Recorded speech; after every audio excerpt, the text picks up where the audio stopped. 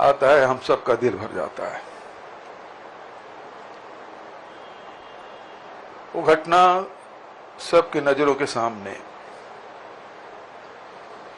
जो लोग उस घटना के में बच गए थे, जिन्होंने अपने आंखों से अपने लोगों को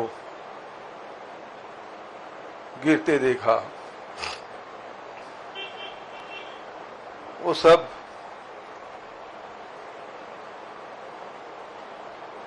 हम लोगों को बताते रहे।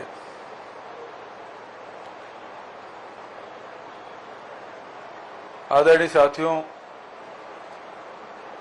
25 मई 2013 यहीं जगदलपुर से आदरणीय नंद कुमार पटेल जी के नेतृत्व में सारे नेता, कार्यकर्ता और उसके सुरक्षा कर्मी सब साथ में गए थे। सुकमा में कार्यक्रम हुआ, लौटा और एक घटना घटी। लौटते वक्त कांग्रेस पार्टी पटेल जी के नेतृत्व में परिवर्तन की बात कर रहे थे। परिवर्तन रैली थी। सरगुजा से इसकी शुरुआत हुई थी। समापन तो रायपुर में होना था, लेकिन बीच में घटना घटी और यात्रा रुक गई। आदरणीय पटेल जी अपने भाषणों में कहा करते थे, हमें परिवर्तन करना है, किसानों की जिंदगी में परिवर्तन लाना है, यहाँ के नौजवानों के जीवन में परिवर्तन लाना है, यहाँ के आदिवासियों के जीवन में परिवर्तन लाना है, यहाँ के महिलाओं के जीवन में परिवर्तन लाना है, यहाँ के बच्चों के जीवन में परिवर्तन लाना है। लेकिन परिवर्तन का संकल्प लेने वाले तमाम हमारे बड़े नेता हमारे बीच नहीं हैं।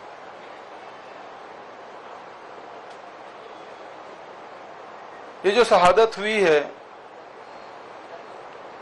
ये घटना घटी है, जो परिवर्तन की चाहत थी वो हो नहीं पाया। आखिर इससे किसको फायदा मिला? क्योंकि हम सब जानते हैं, बस्तर के लोग इसे बेहतर जानते हैं। नक्सली घटना करते हैं और घटना करके वहां से स्थान को छोड़ देते हैं, भाग जाते हैं। लेकिन ये पहली बार ऐसा हुआ, ब्लास्ट हुआ, गाड़ी रोकी गई, गोलियों की बौछार, और उसके बाद जो भी हमारे साथी थे, चाहे पहाड़ हो, चट्टान हो, वहां गहरी खाई है, गाड़ियों के नीचे छुप गए थे।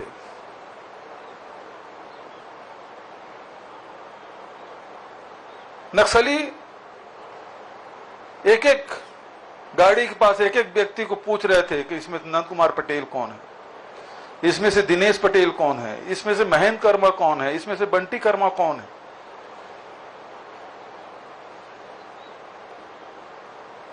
और ऐसे समय में एक चट्टान के पीछे नंद कुमार पटेल जी, दिनेश पटेल जी और भाई कवासी छुपे हुए थे। अचानक उतनी नजर पड़ी और फिर तीनों को पकड़ के ले गए। ड्राइवर को और कवासी को तो छोड़ दिया उन्होंने, लेकिन बाद में पता चला कि पटेल जी और दिनेश पटेल दोनों को गोली मार के उसकी हत्या कर दी गई। दिनेश पटेल के भेजा को निकाल के चट्टान पर रख दिया गया था।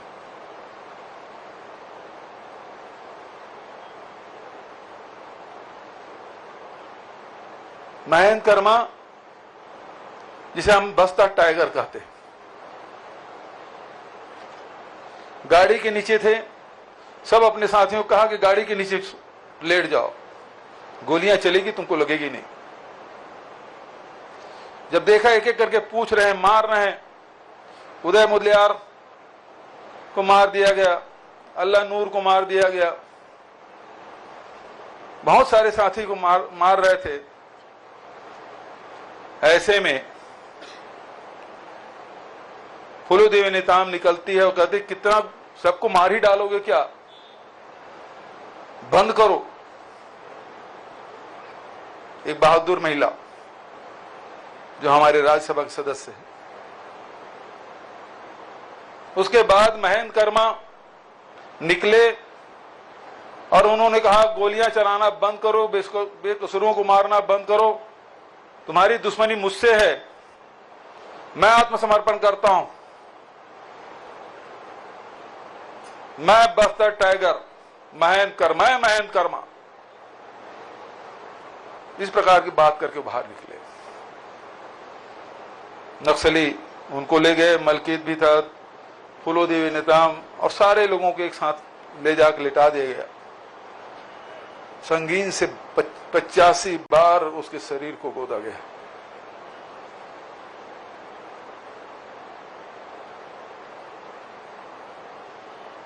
लेकिन महेंद्र कर्मा ने माफी नहीं मांगी।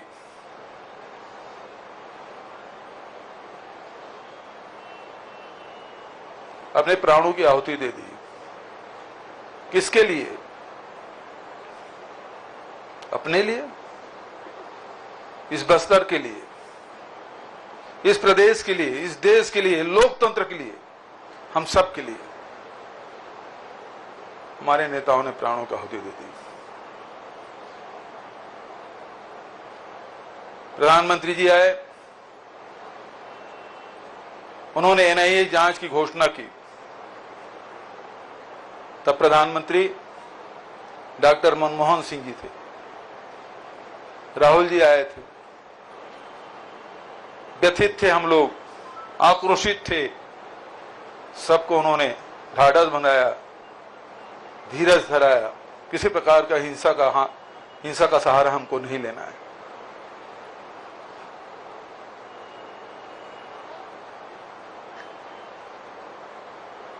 मनमोहन सिंह जी ने राज्य सरकार को बर्खास्त नहीं किया,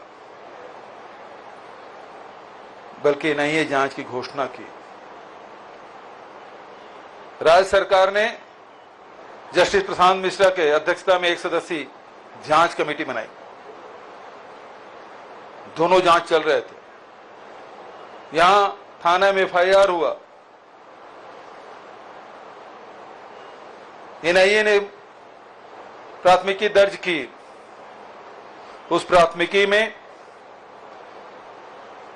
गणपति का भी नाम था, रमन्ना का भी नाम था। क्योंकि नक्सली पूछ पूछ के नहीं मारते, लेकिन उस दिन सबको पूछ पूछ के, जैसे नंद कुमार पटेल, दिनेश पटेल और महेंद्र कर्मा उनके हाथ लगे, उसके बाद धरपकड़, मारपीट या हत्या करना उन्होंने बंद कर दिया था। उनका उद्देश्य केवल 3-4 व्यक्तियों के लिए था। उसके बाद उन्होंने अपना ऑपरेशन बंद कर दिया। इसका मतलब ही है कि वो नंद कुमार पटेल, महेंद्र कर्मा को रोकना चाहते थे। जैसे वो पकड़ में आए, उन्होंने अपना ऑपरेशन बंद कर दिया। इसका मतलब क्या है? इसका मतलब षड्यंत्र है। इनका उद्देश्य दहशत फैलाना नहीं था। इनका उद्देश्य ये जो परिवर्तन यात्रा, उसको रोकना था। परिवर्तन यात्रा रुका, फिर से भारतीय जनता पार्टी की सरकार बनी। ये जो घटना है वो राजनीतिक आपराधिक षड्यंत्र। 27 लोगों की जानें चली गई। हम लोग लगातार मांग करते रहे, नोडल अधिकारी बनाया गया। मुकेश गुप्ता को आईजी थे, कोई सहयोग नहीं कर रहा था। फिर भी उनका जो दायरा था वृहद था।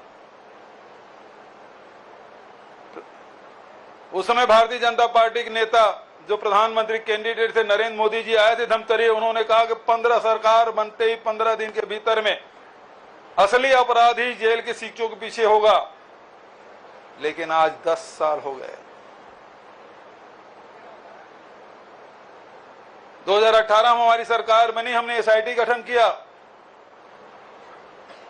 एनआईए हाई कोर्ट में जाके उसको रोक लगा दी। दूसरे बार जीती मुदलियार ने, अल्लाह नूर ने, इन लोगों ने FIR किया, उसको भी रोक लगवा दिया। कितने बार प्रधानमंत्री को, गृह मंत्री को, NIA को मैंने पत्र लिखा, यदि आपकी जांच पूरी हो गई तो हमको दे दी, हमारा SIT हमने गठन किया, वो जांच करेगी, लेकिन उन्होंने नहीं दिया। जानकारी हम सबको है, किसको लाभ मिला, इसमें कौन कौन लोग थे। आज स्थिति ये है कि जो बचे हुए लोग हैं, जो झीरम घाटी में शहीद हो गए, जो साथ में काफिला में जो बचे हुए लोग हैं, उसे आज तक के पूछताछ तक नहीं, कि उसे बयान तक नहीं लिया गया। NIA 10 साल से जांच कर रही है, जो सर्वश्रेष्ठ एजेंसी कही जाती है देश का। 10 साल में अपराधी कौन है, पकड़ा नहीं गया। दुर्भाग्य। आपको मैं बताना चाहूंगा, गणपति और रमना का FIR में नाम था, अगस्त 2014 तक के था। सरकार तो अब मई में बन गया था इनका, अगस्त तक के था। सितंबर में जो पहला चालान प्रस्तुत किया गया, गणपति और रमना का नाम नहीं था उसमें, जबकि इनके संपत्ति को कुर्क करने का आदेश किया गया था, कोर्ट से कुर्क भी हुआ। बहुत सारे पुलिस के अधिकारी बैठे हैं, पत्रकार साथी हैं, जानकार लोग हैं। यदि किसी का नाम प्राथमिकी में दर्ज है, वो वापस नहीं होता, नंबर 1। नंबर 2, यदि उसकी संपत्ति कुर्क की गई है और वो सितंबर के चालान में उसका नाम हट जाता है, सवाल इस बात का है कि NIA के अधिकारियों ने वो नाम वापस कैसे लिया, हटाया कैसे, किसके कहने से हटाया। सवाल तो आज भी है। ये जो शहीद परिवार की आंखें हमसे पूछ रही है कि हमको न्याय कब मिलेगा।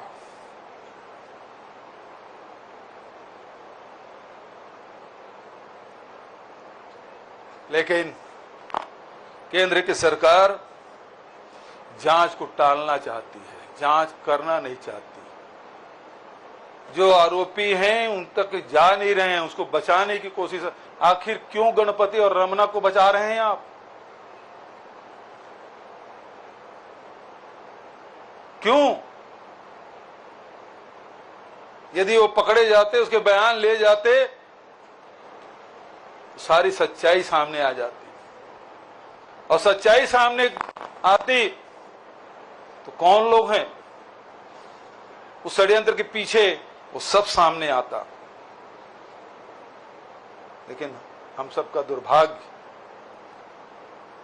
भारतीय जनता पार्टी केंद्र सरकार जांच न हमको वापस कर रही है, न खुद जांच कर रही है, बल्कि जो षड्यंत्रकारी है, मास्टरमाइंड है, सबको बचाने का काम कर रही है। आखिर क्यों? लेकिन साथियों, खून है वो सर चढ़ के बोलता है। ये आज नहीं तो कल ये सच्चाई सामने आएगी। केंद्र में हमारी सरकार होगी, निश्चित रूप से इस जांच में गति आएगी और बहुत जल्दी अपराधी उनका जो स्थान है वहां वो पहुंच जाएगा। मैं इस अवसर पर सभी शहीदों को नमन करते हुए, सभी परिजनों को कि इस दुख में पूरी छत्तीसगढ़ सरकार और हम लोग सब साथ में हैं, और जब तक कि न्याय नहीं मिलेगा तब तक की लड़ाई हम जारी रखेंगे। इन्हीं शब्दों के साथ मैं उन सभी अमर शहीदों को नमन करते हुए, उनके परिजनों को प्रणाम करते हुए अपनी वाणी को विराम देता हूं। धन्यवाद। जय हिंद, जय छत्तीसगढ़। अमर शहीद अमर रहे, झीरम के शहीद अमर रहे। धन्यवाद।